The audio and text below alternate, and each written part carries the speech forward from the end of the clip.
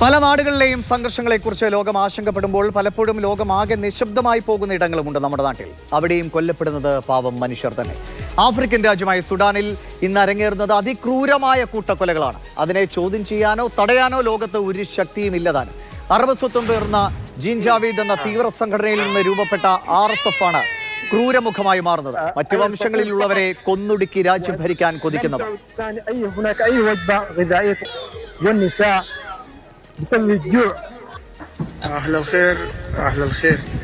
വർഷങ്ങളായി ആഭ്യന്തര യുദ്ധം നിലനിൽക്കുന്ന രാജ്യമാണ് സുഡാൻ. വിമത സൈനിക സംഘമായ റാപ്പിഡ് സപ്പോർട്ട് ഫോഴ്സും സുഡാനി സൈന്യവും തമ്മിലുള്ള സംഘർഷത്തിൽ ആയിരക്കണക്കിന് പേരെയാണ് കൊന്നുതള്ളിയത്. സൈന്യത്തിന്റെ നിയന്ത്രണത്തിലുണ്ടായിരുന്ന എൽഫാഷർ എന്ന നഗരം പിടിച്ചെടുത്ത RSF കഴിഞ്ഞ ദിവസം നടത്തിയ കൂട്ടക്കൊല ലോക ചരിത്രത്തിലെ തന്നെ ഏറ്റവും നിഷ്ഠൂരമായ സംഭവങ്ങളൊന്നായി മാറുന്നു.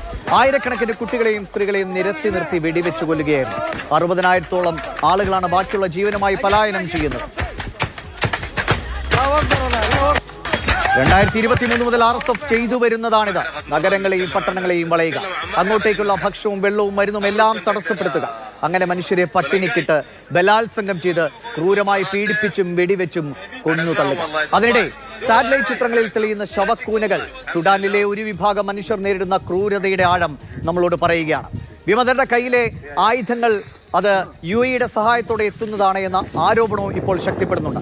RSFന്റെ നേതാവായ മുഹമ്മദ് ഹംദാൻ ഡാഗോലയ്ക്ക് UAE അടുത്ത ബന്ധമുണ്ട് എന്നാണ് റിപ്പോർട്ടുകൾ. ഇത് ബോയ്ക്കോട്ട് UAE എന്ന പ്രചാരണത്തിന് കൂടി ഇപ്പോൾ തുടക്കമിട്ടിരിക്കുകയാണ്. ലോകത്തെ പല സംഘർഷങ്ങൾക്ക് പിന്നിലും നമ്മളറിയാത്ത ഒരുപാട് കളിക്കാരുണ്ട്. രാഷ്ട്രീയം, പണം, ആയുധം, അങ്ങനെ പലതും ഇതിനെ സ്വാധീനിക്കുന്നു.